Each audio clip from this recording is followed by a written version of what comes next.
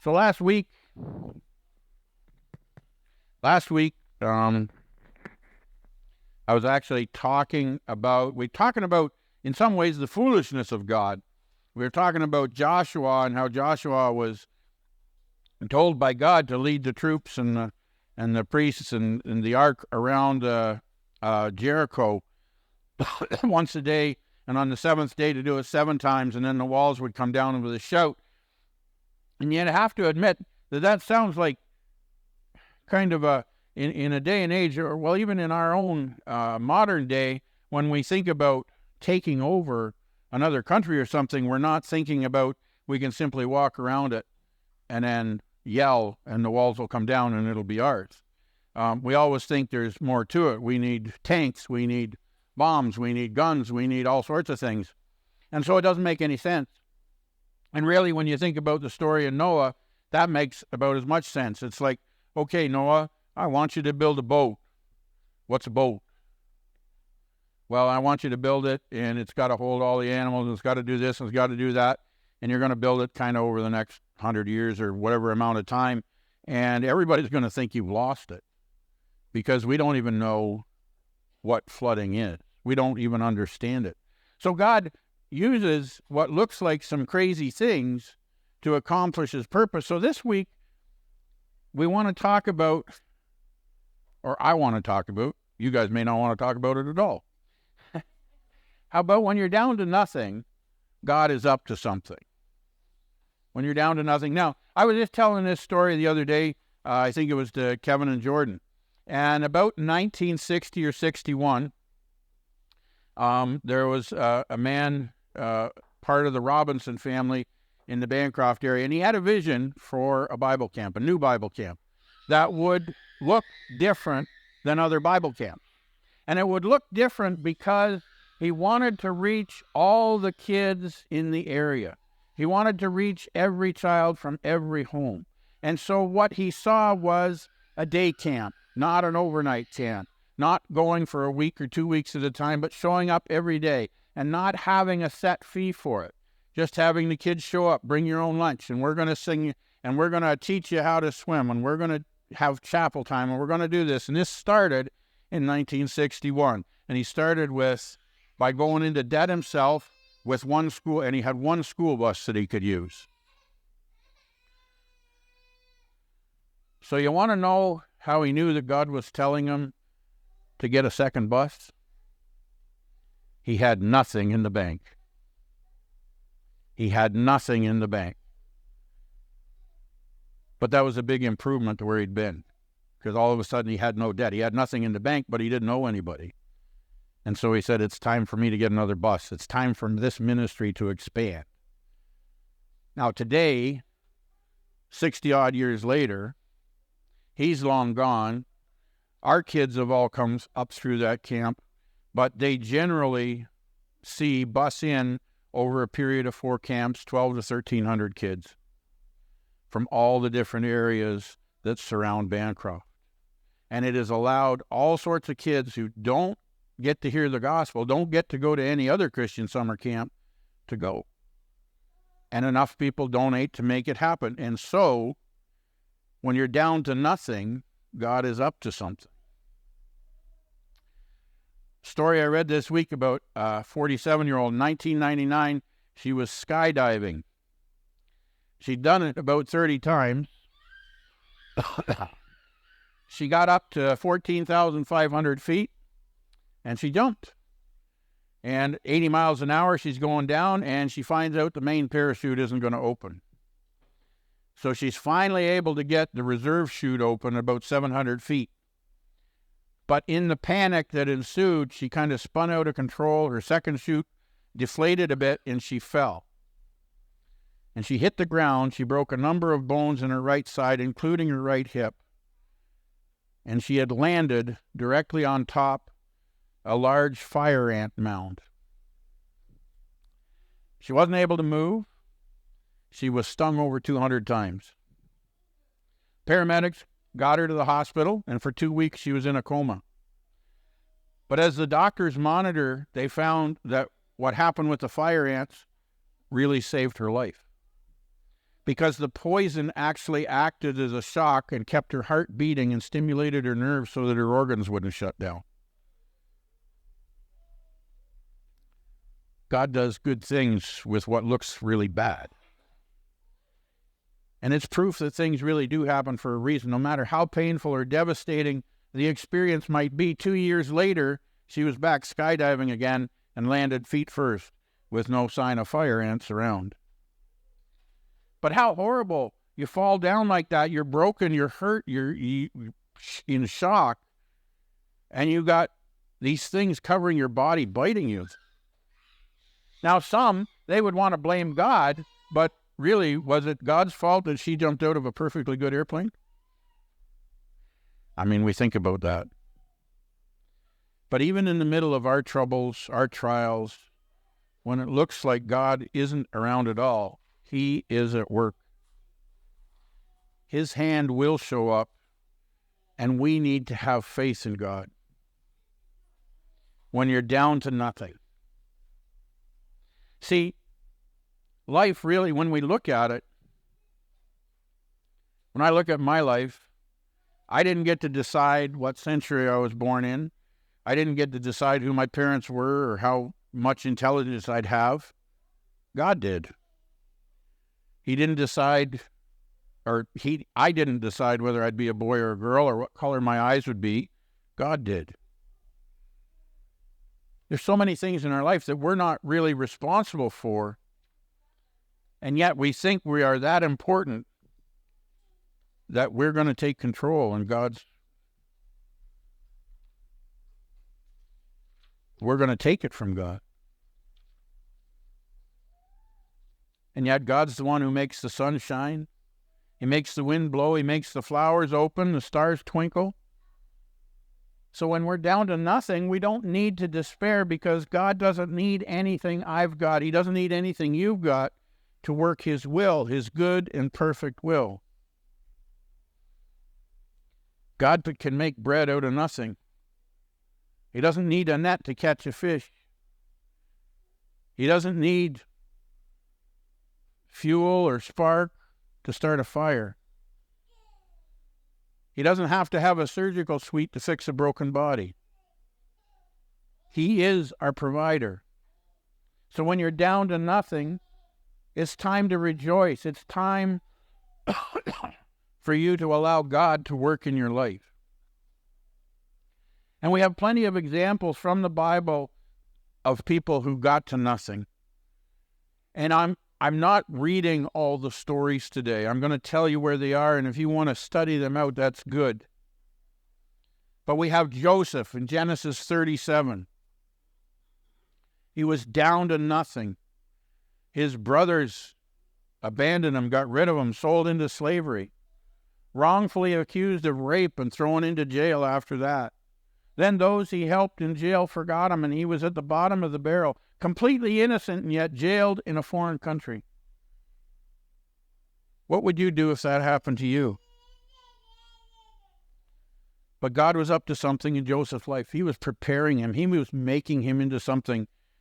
And pretty soon Joseph was second in command in all of Egypt. Gideon in Judges 6-8 was down to nothing. The Midianites had ravished the land like locusts. Gideon was threshing wheat in a winepress, hiding from them. He had reached the bottom of his barrel. He was down to nothing. But God met him and said, "You're going to deliver Israel." With 300 men, he defeated the Midianite crowd and freed the land of the invaders. When you're down to nothing, it doesn't mean God's finished. He's up to something. David was a fugitive from King Saul. 1 Samuel 16, running for his life. He had to flee the country and live among the Philistines. His city was burned and his own men talked of killing him. He was down to nothing. King Saul died in a battle and David was made king of Israel.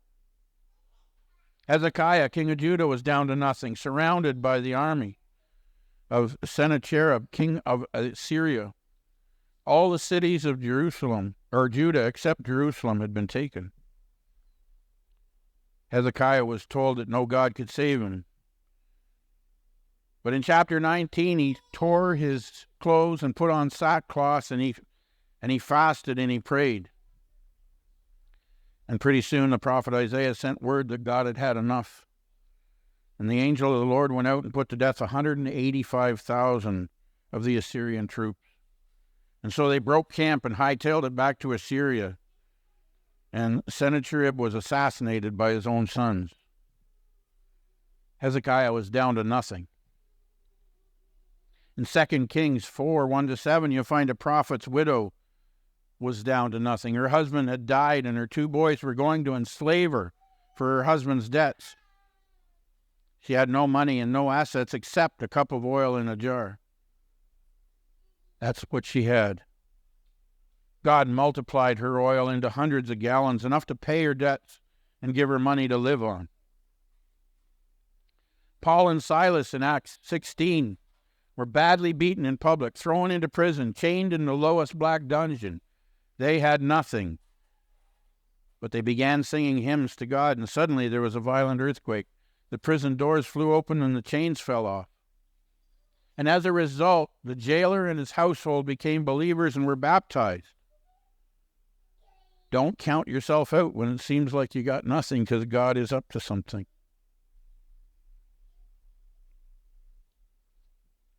Have you ever had yourself an unexplained blessing that came to you right when you needed it, and all you could do was say, "Thank you, Jesus"? I have. We've experienced many. We've seen medical conditions reversed, but we've also seen medical conditions not reversed, but a person lives with no pain or with a peace that doesn't make any sense. There's no way out. There's no solution in sight. No earthly hope of meeting the need. But when you prayed, the answer flowed from God. You've met God. You've seen him act on your behalf. Your predicament changed. And suddenly the fingerprints of God become visible, and God steps between you and your situation. Now, the thing that I think that stands out so important to me is that all of these people from the Bible, and in the times where you've seen God act in you, there's something that stands out. And it's 2 Chronicles 7:14. What all of these people did, if my people who are called by my name will humble themselves and pray and seek my face and turn from their wicked ways, then I will hear from heaven, and I will forgive their sin and will heal their land. Every one of those people called out to God. Every one of those people, maybe they sackcloth and fasted and prayed. Maybe they just cried out. But they reached out to God, and God said, "I've got something for you." Paul and Silas just rejoiced. In the midst of being in the darkest part of a prison, they rejoiced. They called out to God, and he acted. It's interesting to me that 2 Chronicles 7:14, if I start with that, if my people who are called by my name and will humble themselves and pray and seek my face and turn from their wicked ways, then I will hear from heaven and I will forgive their sin and will heal their land. Now, if I do that,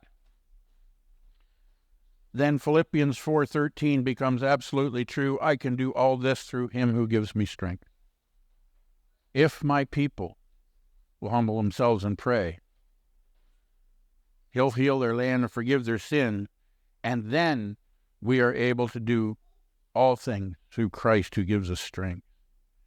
See, we're not alone. We're not alone in this world, and I'm not going to get into the argument about whether God has every one of my footsteps predestined or not, but what I do know for sure is he does have a plan. I do know for sure that I'm headed for a destination. I may sidetrack. He wants me to go out that door, And I may stop 25 times along the way because I don't want to talk to each one of you before I get to that door, but I will guarantee you that he's going to get me to that door. I may sidestep and think that I've got him out of the way, and he says, no, that's not the way it is. There's some reminders that we're not alone. And Isaiah 54:17 says, no weapon that is formed against you will prosper, and every tongue that accuses you in judgment you will condemn. Ephesians 6, put on the full armor of God, so that when the day of evil comes, you may be able to stand your ground, and after you have done everything, to stand. Luke 10:19, behold, I have given you power to tread on serpents and scorpions and over all the power of the enemy, and nothing will harm you. And finally, 1 John 4:4, greater is he who is in you than he who is in the world. Isn't it nice to know that it may look crazy? What God asks us to do may seem crazy. But then when it seems like we're down to nothing, when we've got no place to turn, when we have no reason to carry on, God says, let me do this. Let me step in. Call out to my name, and I will come in. I wonder how many people don't see answers to their prayers because they don't know that they have to say, hey, God, would you step in? Long time ago, early in our marriage, and we were struggling to make ends meet, and there was a particular bill that I hadn't been taking care of, and it was getting to a point where it really needed to be taken care of. And so finally, I called my father. I didn't want to call my father, but I called him. And I said, Dad, I could really use some help. This is the situation, told him what it was, and he said, fine. Anyway, he said, okay, and he called me back later, and he says, I got that taken care of for you. He says, but I got a question for you. He says, why didn't you call me 3 months ago? He says, I've had the ability to help you all along, and you left it for 3 months. Isn't that exactly what we do with God? He's waiting for it. He's got everything we need to face whatever we're facing today. And he's waiting, saying, I got it. I got it. Come and tell me. Come and ask me. Let me wrap my arms around you. Let me give you my supply. Let me lift you up. Let me heal you. Let me. And we don't, because we're stubborn little 2-year-olds. We're the crazy sheep.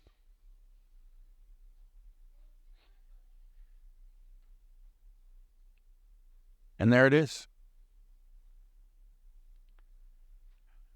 I don't know how many times we've been close to running out of gas, or we've needed money, or.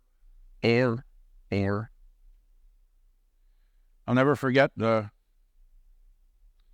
when we were first going into ministry. It was an awesome ride because I lost my job, and I got fired for selling too much. And then so I thought, well, okay, I'll call around, I'll get another sales job at lunch, and so I can at least come home and tell this nice lady that we're not completely destitute. And then God says, you're not calling anybody at lunch. You're going home tonight. You're telling your wife what happened. You two will pray separately for the weekend, and I'll tell you what you're going to do. And that was our launch into ministry. And so out of that, we lost our housing because the landlord said, no, we can't stay. So we were in a 21-foot motorhome in somebody's driveway for the month of November with 4 kids, 2 cats, and a dog, and all our stuff in storage. And we wake up on a Sunday morning, and my wife says to me, God bless her, now we have $103 in the bank. That's everything we have to our name. And my wife gets up and says, we have to give $100 to the person that was going on an overseas missions trip. I said, perfect. Just what I wanted to hear. But nonetheless, She listens to God, so we did.